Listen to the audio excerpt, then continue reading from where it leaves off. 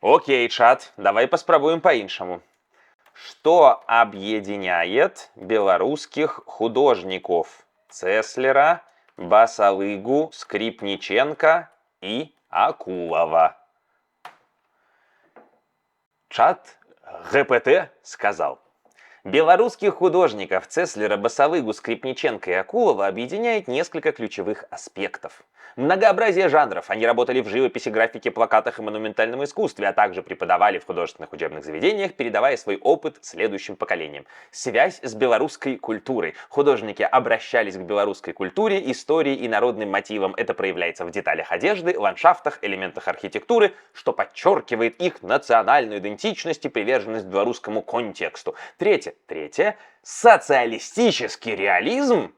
Все они работали в традициях соцреализма, изображая трудовые подвиги, индустриализацию и исторические события, соответствующие идеологическим требованиям эпохи. Патриотизм и социальная тематика. Их работы часто фокусировались на героизме, трудовой доблести и исторической памяти, отражая дух советского времени.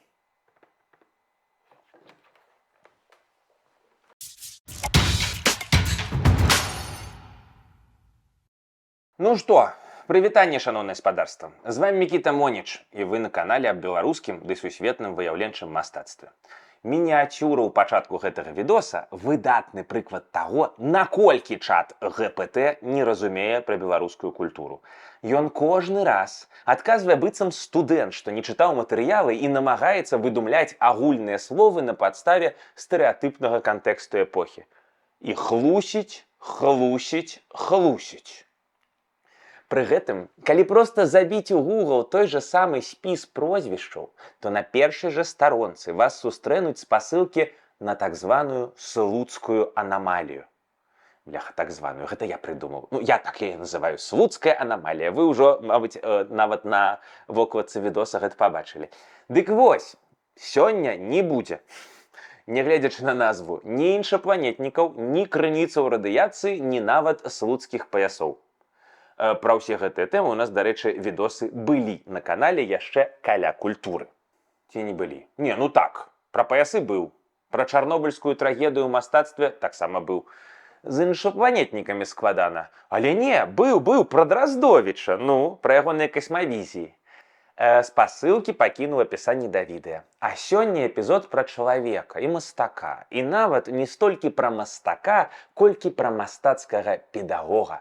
Бо ёсць у беларускай культуры свой сплінтер са сваімі чарапашкамі ніндзя.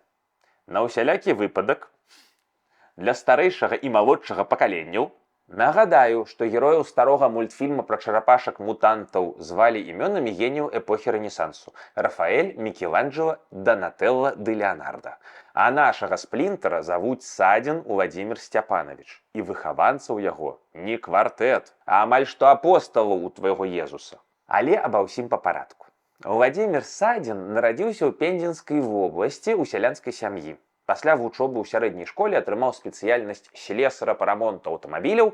З 43-го года служыў у ракетна-артылерыйскіх войсках, прымаў удзел у ваенных дзеяннях на Курскай дузе, ва Ўкраіне і Беларусі, а канец вайны застаў пад Кёнігсбергам. Узнагароджаны баявымі ордэнам ды медалямі, а пасля вайны трапіў у Слуцк, дзе і застаўся. Працаваў паступова мастаком-афарміцелем у доме афіцэраў, доме культуры, гарадскім парку, а з 66-го года ў слуцкім філіяле Менскай мастацкай майстэрні мастацкага фонду БССР. І тварыў. Так, на пачатку пісаў пераважна алеем, а работы гэта былі гарадскія пейзажы і краявіды Слуцчыны. Але паступова Садзін пачаў плённа працаваць у графічных тэхніках. Лінагравюра, афорт, сілаграфія. І калі для вас гэтыя словы трахец новыя і незразумелыя, то не бянтэжцеся. На канале каля культуры быў відос на гэты конт. Там сцісла, але акурат, каб разабрацца, чым ксілаграфія ад літаграфіі адрозніваецца і чым з'яўляецца. Пакіну спасылку ў дадатковых матэрыялах. Ну дык вось, вяртаючыся да Садзіна. Не магу сказаць, што жывапіс Уладзіміра Сцяпанавіча мне моцна падабаецца, кранае.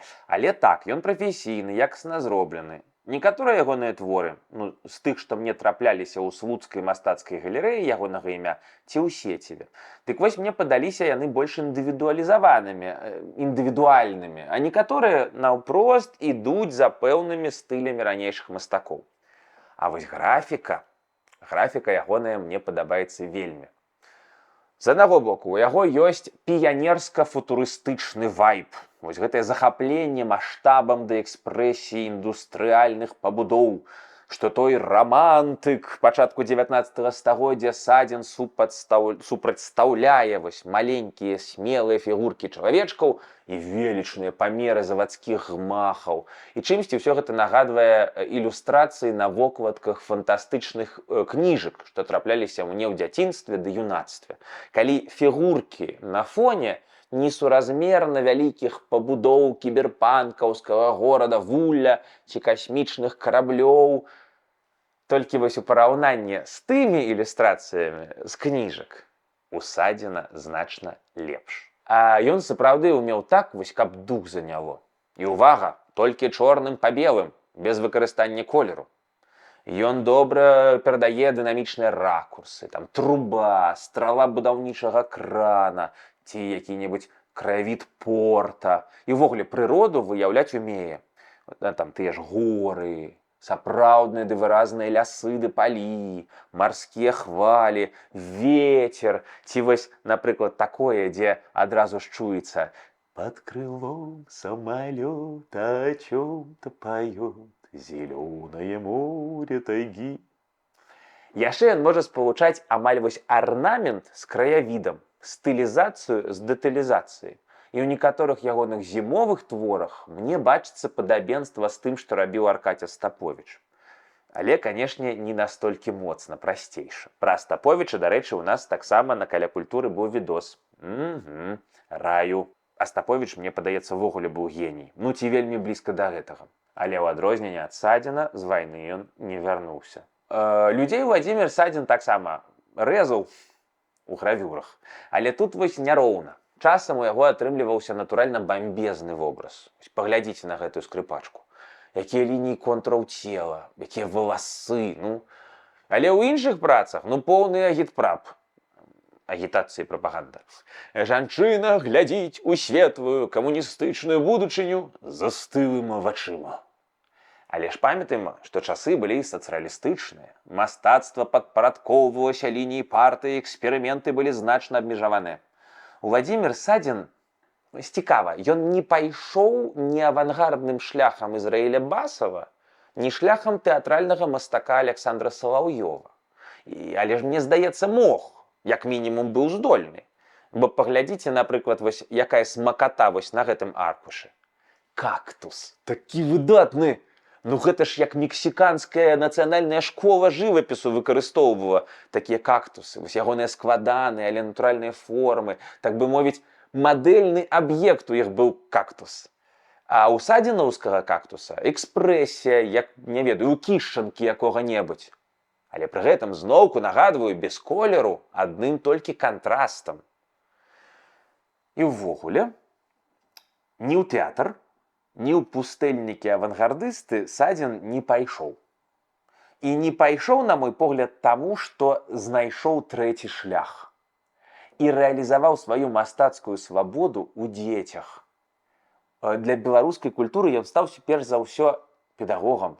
Ублаславлёным 1953. Дык вось, у тым годзе пры гарадскім доме піянераў і школьнікаў Садзін стварыў студыю выяўленчага мастацтва. Настолькі паспяховую, што асобныя яе ўдзельнікі, сама студыя і яе кіраўнік атрымлівалі шматлікія ўзнагароды на мясцовым, рэспубліканскім ды саюзным узроўнях.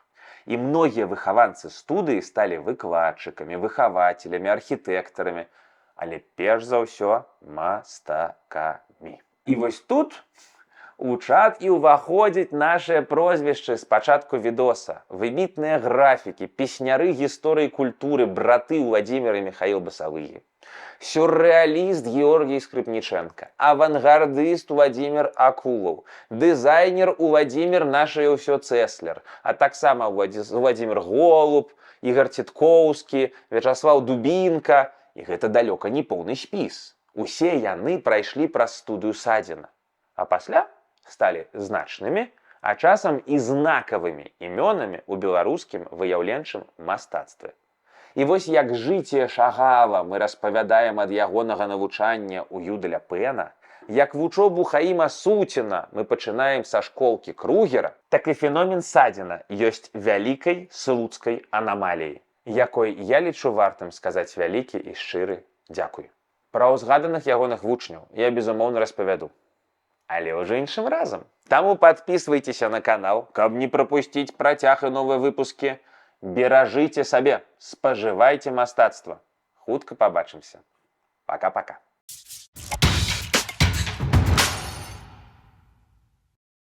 Пауза, музычная пауза.